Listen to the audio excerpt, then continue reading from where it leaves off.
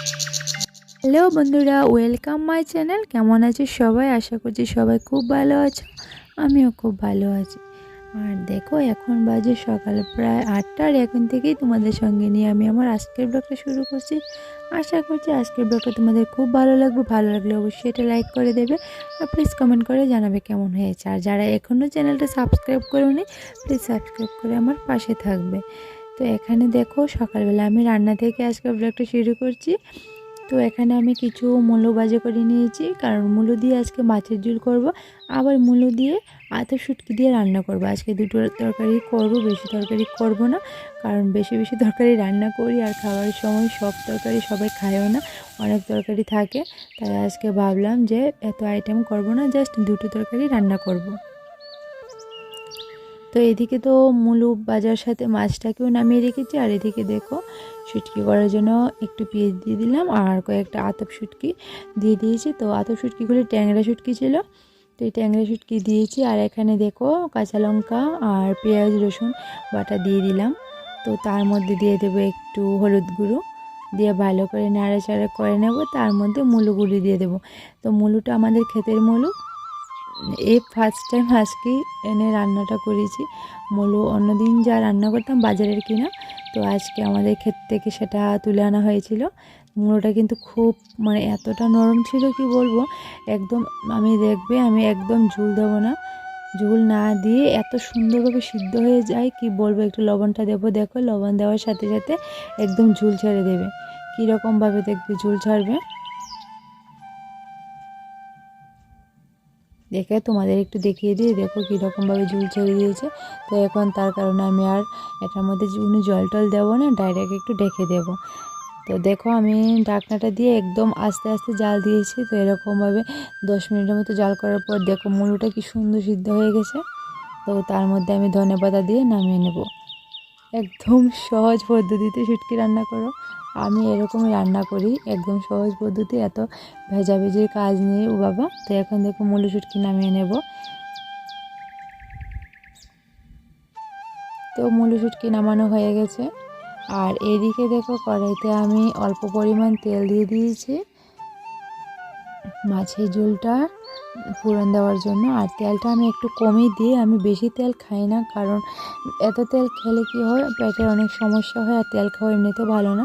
তো আমি রান্নার ক্ষেত্রে পেঁয়াজ তেল এগুলো একটু কমই খাই, মশলাটা একটু কমই খাই, বেশি দিই না। বেশি মশলার তরকারি আমি নিজেও খেতে পারি না, আর আমার বাড়ির কেউ খেতে চায় না, তার কারণে আমি একটু কম পরিমাণে দিই। তবে আমার হাজব্যান্ড মশলার তরকারিটা একটু খেতে বেশি ভালোবাসে, ও দেখবে এত কম মশলা তরকারি ভালোবাসে না। কিন্তু কি হবে, এসব খেয়ে কোনো লাভ নেই, নিজের ক্ষতি হবে, ভালো হবে না, ক্ষতি ছাড়া ভালো হবে না। তার কারণে একটু নিয়মমাফিক করে খেলে দেখবে শরীরের পক্ষে সব কিছুই ঠিক থাকে।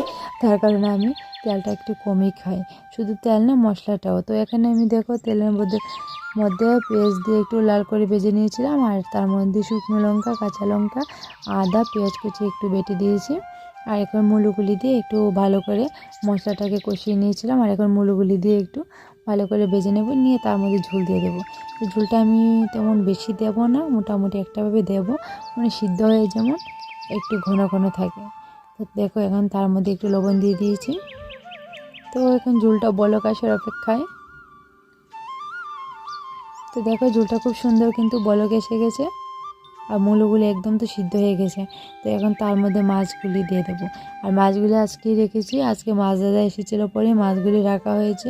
তো তেমন বড়ো মাছ আজকে রাখিনি, বড়ো মাছ খেতে বেশি ভালো লাগে না, কত খাবো বড়ো মাছ, খেতে খেতে পুরো মুখে লেগে গেছে। তাই নলা মাছ রেখেছে, ছোটো মাছ, তেমন ছোটোও না বড়োও না, যেমন 3টা মাছ 1 কেজি হয়েছে, তো 1 কেজি মাছ রেখেছে। তো এখন দেখো ধনেপাতা দিয়ে দেবো। আর এই শীতের সিজনে ধনেপাতা ছাড়া তরকারি খেতে একদম ভালো লাগে না, যেহেতু সিজনটা শীত পড়ে গেছে, আর ধনেপাতাটা তো খুব খেতে ইচ্ছে করে। ধনেপাতার তরকারির সেন্টই আলাদা। তার মধ্যে থেকে স্নান টান করে ফ্রেশ হয়ে একটু বেরিয়েছে, আজকে কীর্তনে যাবার। এখন বাজে বিকেল প্রায় 4টা। তো কীর্তনে যেতে যেতে মোটামুটি সন্ধ্যা হয়ে গেছে। তো দেখো আমরা যাবো আজকে কীর্তনে। শুধু সংসারের কাজ করলে কি হয়, মাঝে মধ্যে তো ঠাকুরের নাম সংকীর্তনে শুনতে হয়। তো তাই দেখো চলে যাচ্ছে আমরা আজকে কীর্তনে। কীর্তনে অনেক দিন পর যাচ্ছি আর আমার ছোটো মামুনিকে নিয়ে। মা বলেছে এখানে লুট দেবে, তো সবাই মিলে বেরিয়ে পড়েছি কীর্তনের উদ্দেশ্যে। তোমাদেরকেও বলি বন্ধুরা, সংসারের কাজের ফাঁকে মাঝে মধ্যে ঠাকুরের নামও সংকীর্তন করবে, শুনবে, সেটা অনেক ভালো। সবসময় তো কাজই করি, সংসারের কাজ সারা জীবন থাকবে, কিন্তু প্রত্যেক দিন তো আর সম্ভব নয় যে ঠাকুরের নাম সংকীর্তন করব আর ঠাকুরের নাম গান শুনবো। কপালেও থাকতে লাগে সেগুলি। তো আমার কপালে দেখো আজকে খুব ভাগ্য যে হাজব্যান্ডকে বলেছি, হাজব্যান্ড আর না করেনি, নিয়ে এসেছে। তাই ভাবলাম যে সংসারের সমস্ত কাজ সেরে যাই, একটু ঠাকুরের নাম সংকীর্তন শুনে আসি। তো দেখো এখানে এসে গেছি। তো এই হলো আজকের কীর্তনের জায়গাটা। আর এদিকে দেখো খুব সুন্দর সুন্দর আমাদের গৌরনীতায় রাধাকৃষ্ণ ঠাকুর বসানো আছে। তো আমরা সবাই এখানে প্রণাম করে নেব।